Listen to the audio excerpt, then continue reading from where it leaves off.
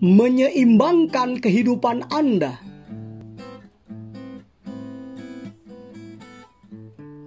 Shalom mitra produktif, jumpa lagi dengan saya, Pastor Tommy Ringo, di YouTube Tahta Daud Channel dan di podcast Anchor Produktif dalam program 50 episode kehidupan yang dikendalikan oleh tujuan yang alkitabiah.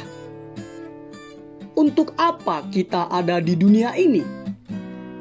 Episode 39. Sebelum kita belajar bersama dan memulai perjalanan rohani yang mengasyikkan ini, mari kita memperkatakan dan merenungkan firman Allah yang tertulis dalam surat Efesus 5 ayat 15-16 yang berkata,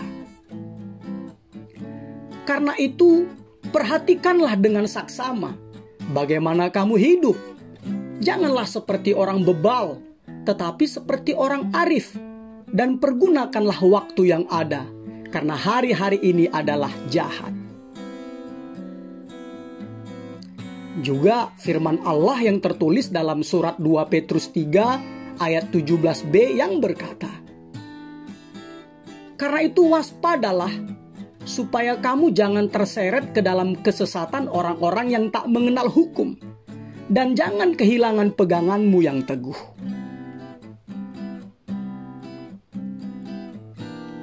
Dari ayat-ayat tersebut kita diingatkan bahwa berbahagialah orang yang hidup dengan seimbang, yang waspada dan memperhatikan dengan saksama bagaimana cara hidupnya di hadapan Allah.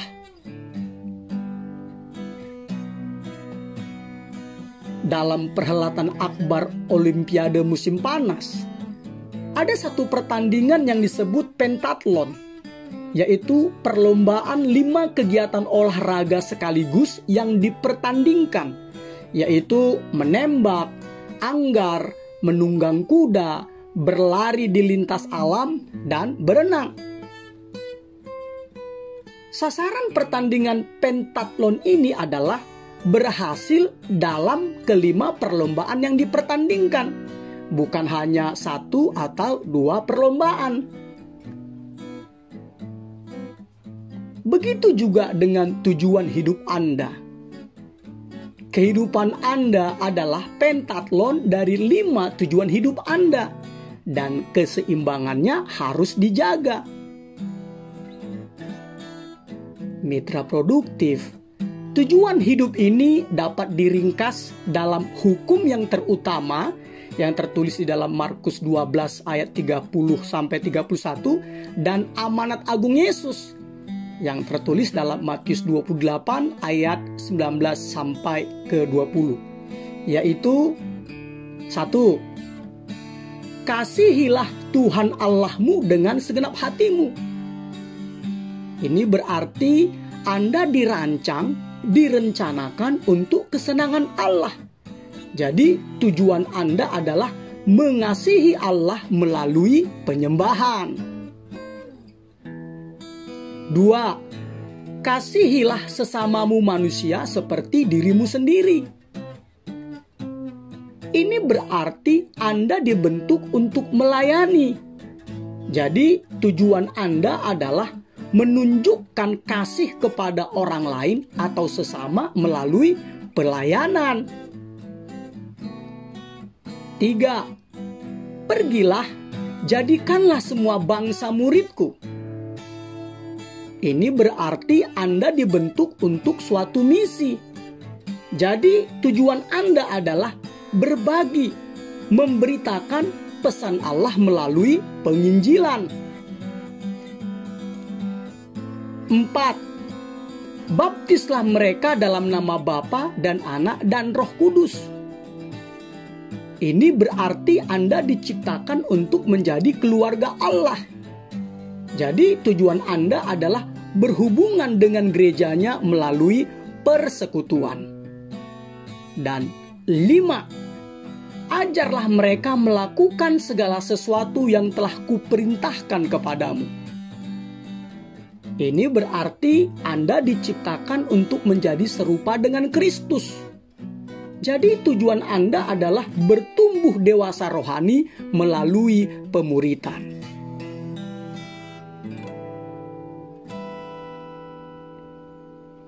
Mitra produktif, komitmen yang kuat untuk melaksanakan hukum yang terutama dan amanat agung akan menjadikan Anda seorang Kristen yang mengagumkan.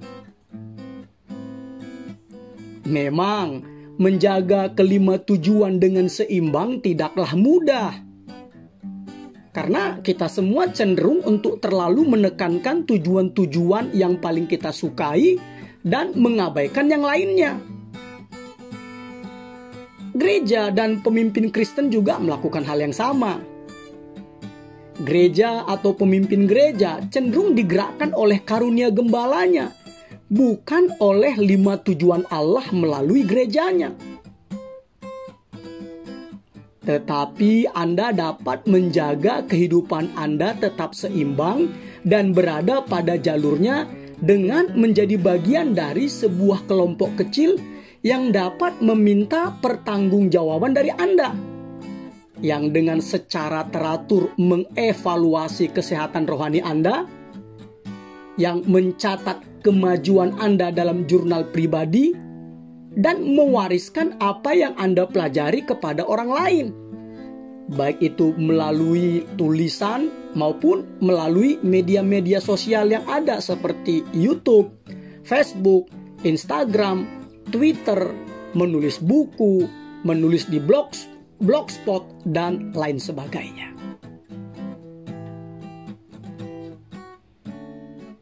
Jika Anda sungguh-sungguh ingin tetap berada pada jalur Anda perlu mengembangkan kebiasaan-kebiasaan ini, yaitu 4 kegiatan yang penting untuk kehidupan yang digerakkan oleh tujuan.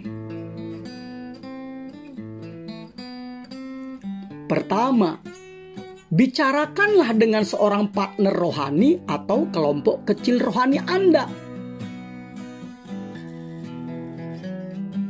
Cara terbaik untuk menghayati prinsip-prinsip dari 5 tujuan kehidupan yang digerakkan oleh tujuan adalah mendiskusikannya dengan orang lain dalam sebuah kelompok kecil. Firman Allah dalam kitab Amsal 27 ayat 17 berkata, "Besi menajamkan besi, orang menajamkan sesamanya." Kita belajar paling baik dalam sebuah komunitas. Pikiran kita dipertajam dan keyakinan kita diperdalam melalui percakapan. Sebuah kelompok kecil untuk mendiskusikan prinsip-prinsip dari 5 tujuan kehidupan yang dikendalikan oleh tujuan akan memberikan banyak keuntungan yang tidak bisa diberikan dari belajar seorang diri.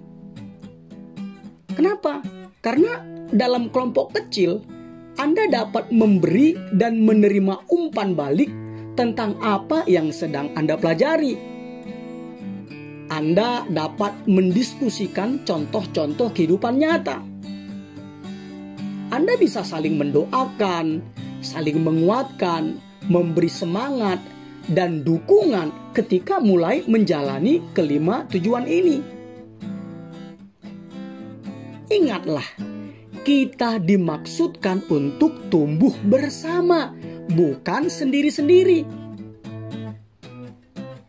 Firman Allah dalam surat 1 Tesalonika 5 ayat 11 berkata, "Karena itu, nasihatilah seorang akan yang lain dan saling membangunlah kamu seperti yang memang kamu lakukan." Saya juga mendorong Anda untuk melakukan penyelidikan Alkitab secara pribadi. Saya ulang ya. Saya juga mendorong Anda untuk melakukan penyelidikan Alkitab secara pribadi. Lalu hasil penyelidikan tersebut didiskusikan dengan seorang partner rohani atau kelompok kecil rohani Anda, supaya wawasan dan pemahaman Anda tentang firman Allah lebih luas dan mendalam, Dan juga supaya Anda tidak merasa bahwa penafsiran Anda lah yang paling benar. Silakan dibaca dalam Amsal 16 ayat 2.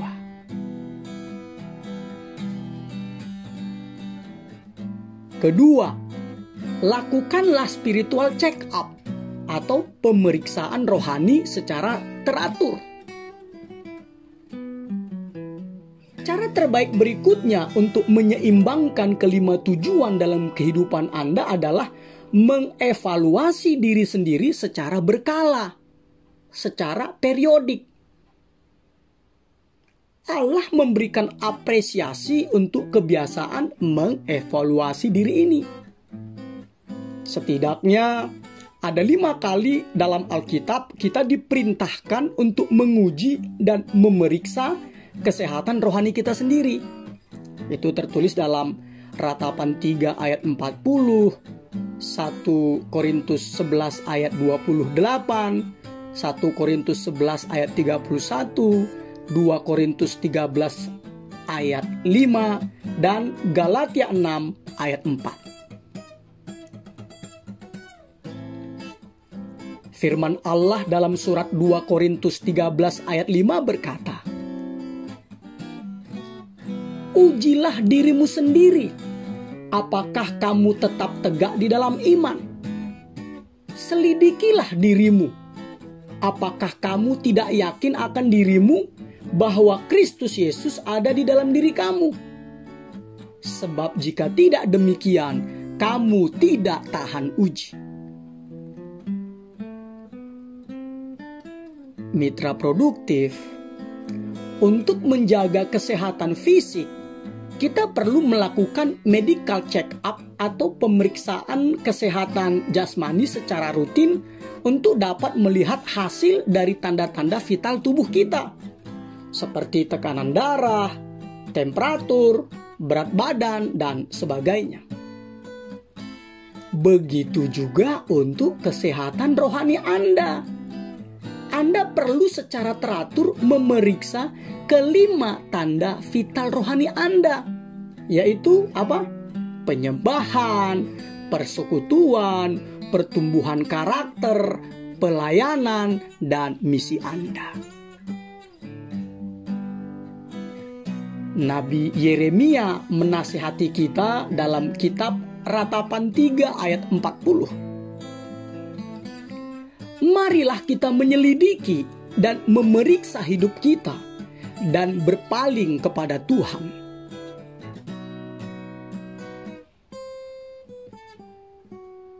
Ketiga, tuliskanlah kemajuan Anda dalam sebuah jurnal, buku catatan rohani harian Anda.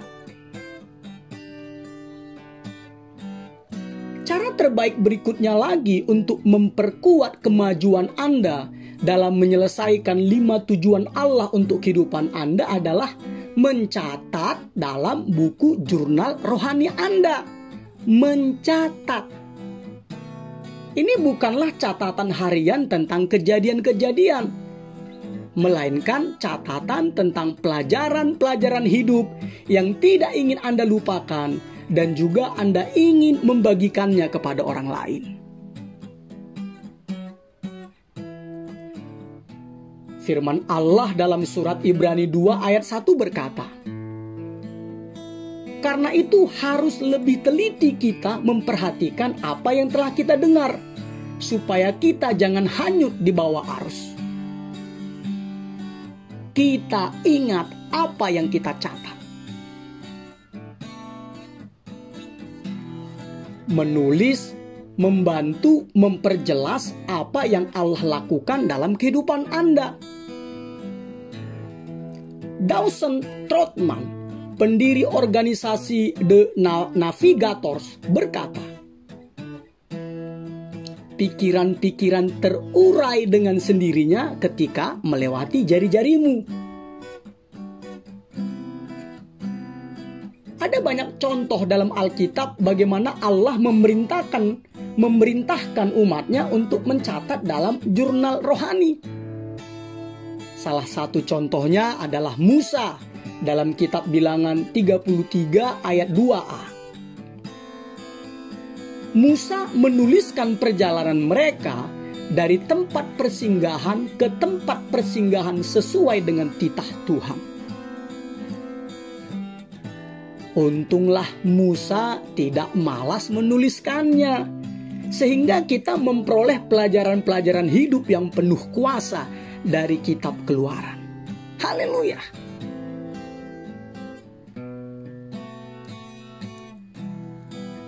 Mitra produktif, seandainya pun jurnal rohani Anda tidak dibaca atau tidak didengar oleh banyak orang, itu tetaplah penting. Karena kehidupan Anda adalah perjalanan, dan perjalanan perlu dicatat. Saya berharap Anda mau menuliskan tahap-tahap perjalanan rohani Anda dalam menjalani kehidupan yang digerakkan oleh tujuan. Juga mitra produktif, jangan hanya mencatat atau menuliskan hal-hal yang menyenangkan saja. Tetapi tuliskanlah apa yang Anda alami, baik yang menyenangkan maupun yang tidak menyenangkan. Bahkan hal-hal yang ingin Anda sembunyikan sekalipun, tulis, catat. Seperti Raja Daud, tuliskanlah keraguan, ketakutan, dan pergumulan Anda dengan Allah. Ingatlah, pelajaran-pelajaran terbesar kita itu keluar dari rasa sakit. Dan Alkitab berkata bahwa Tuhan mencatat dan mendaftarkan air mata kita. Mazmur 56 ayat 9. Ketika terjadi masalah, ingatlah bahwa Allah memakainya untuk menggenapi kelima tujuan Allah dalam kehidupan Anda. Masalah memaksa Anda untuk terfokus kepada Allah, menarik Anda lebih dekat dengan orang lain dalam persekutuan, membangun karakter Anda menjadi serupa dengan Kristus, menyediakan pelayanan untuk Anda, dan memberikan Anda kesaksian untuk dibagikan. Memang iblis memakai setiap masalah untuk menghancurkan kita, tetapi Allah memakainya untuk mendatangkan kebaikan bagi kita yang mengasihi Dia. Haleluya.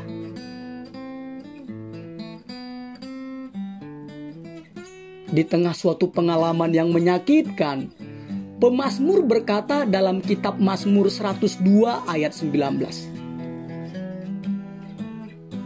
Biarlah hal ini dituliskan bagi angkatan yang kemudian, dan bangsa yang diciptakan nanti akan memuji-muji Tuhan. Anda bertanggung jawab kepada generasi masa depan yang akan datang untuk memelihara kesaksian tentang bagaimana Allah menolong Anda menggenapi tujuan-tujuannya di bumi. Inilah sebuah kesaksian yang akan terus berbicara lama setelah Anda berada di sorga.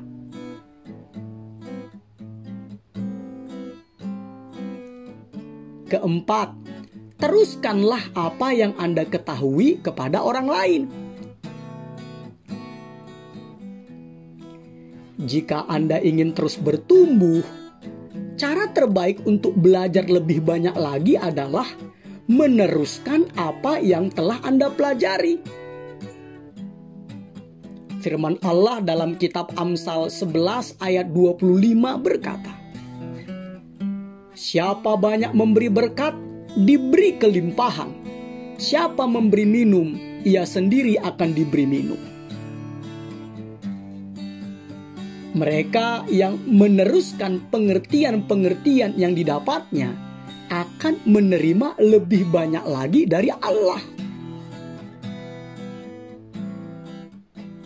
Mitra produktif, setelah Anda mengerti dan memahami tujuan hidup, Anda bertanggung jawab untuk membawa pesan tersebut kepada orang lain. Karena Allah memanggil Anda untuk menjadi utusannya. Paulus berkata dalam surat 2 Timotius 2 ayat 2. Apa yang telah engkau dengar daripadaku di depan banyak saksi, percayakanlah itu kepada orang-orang yang dapat dipercayai, yang juga cakap mengajar orang lain.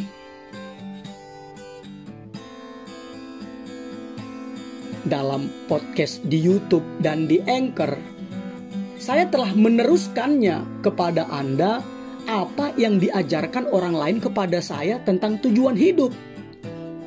Sekarang adalah tugas Anda untuk meneruskannya kepada orang lain. Mungkin Anda mengenal ratusan orang yang tidak mengetahui tujuan hidup.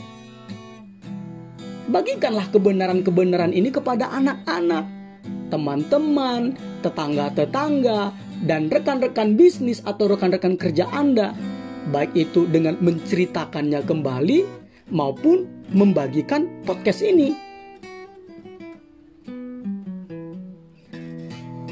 Dan juga mitra produktif, semakin banyak yang Anda ketahui, maka semakin besar harapan Allah agar Anda memakai apa yang Anda ketahui untuk menolong orang lain. Firman Allah dalam Injil Lukas 12 ayat 48b berkata, setiap orang yang kepadanya banyak diberi, daripadanya akan banyak dituntut. Dan kepada siapa yang banyak dipercayakan, daripadanya akan lebih banyak lagi dituntut. Juga firman Allah dalam surat Yakobus 4 ayat 17 berkata, jadi, jika seorang tahu bagaimana ia harus berbuat baik, tetapi ia tidak melakukannya, ia berdosa.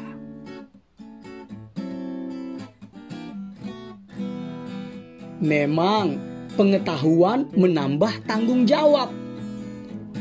Tetapi, meneruskan dengan membagikan tujuan hidup adalah hal yang lebih dari sekedar kewajiban. Itu adalah hak istimewa kehidupan seseorang. Bayangkanlah betapa berbedanya dunia ini jika semua orang tahu tujuan hidupnya.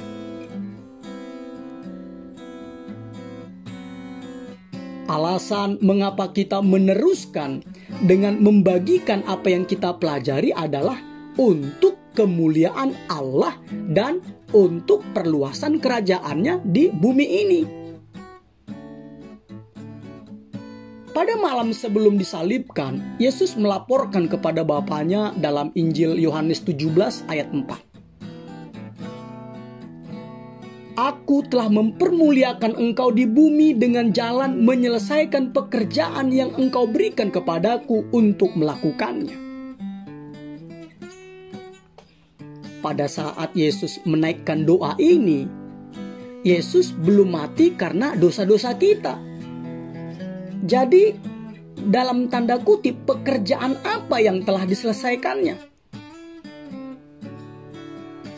Dalam peristiwa ini, Yesus sedang membicarakan kepada sesuatu yang bukan penebusan. Jawabannya terletak pada apa yang dikatakannya dalam 20 ayat berikutnya dari doanya, yaitu yang tertulis di dalam Injil Yohanes 17 ayat 6 sampai 26.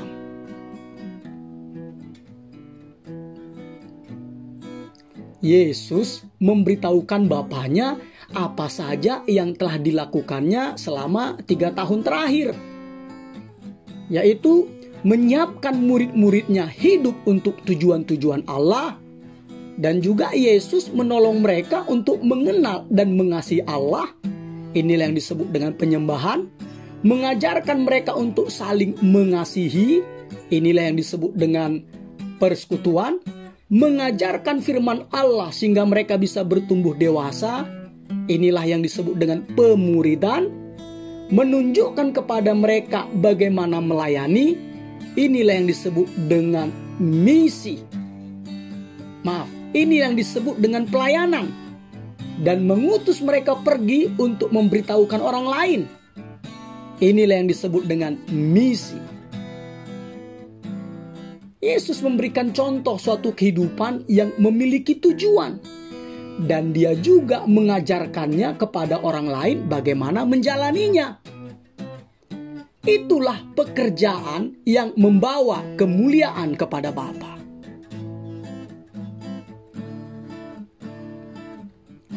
Mitra produktif, hari ini Allah memanggil kita untuk melakukan hal yang sama.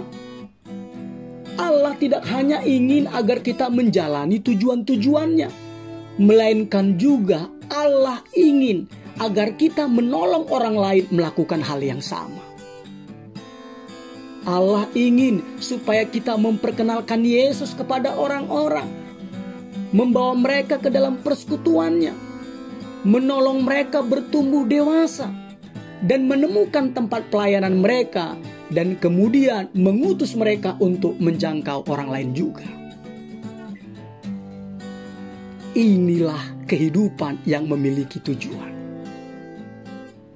Inilah kehidupan yang memiliki tujuan. Tidak peduli berapapun usia Anda, sisa hidup Anda dapat menjadi bagian yang terbaik dari kehidupan Anda.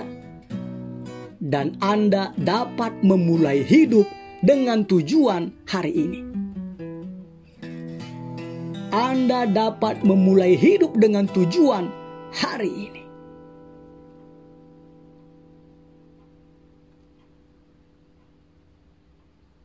Episode 39. Berpikir dan merenungkan tujuan hidup saya. Nilai-nilai atau prinsip-prinsip yang harus dipikirkan dan direnungkan. Berbahagialah orang yang hidup dengan seimbang. Ayat untuk diingat, Efesus 5 ayat 15. Karena itu, perhatikanlah dengan saksama bagaimana kamu hidup. Janganlah seperti orang bebal, tetapi seperti orang arif. Pertanyaan untuk dipikirkan dan didiskusikan. Yang manakah dari keempat kegiatan itu yang akan saya mulai, supaya saya tetap berada pada jalur yang benar dan menyeimbangkan kelima tujuan Allah untuk kehidupan saya?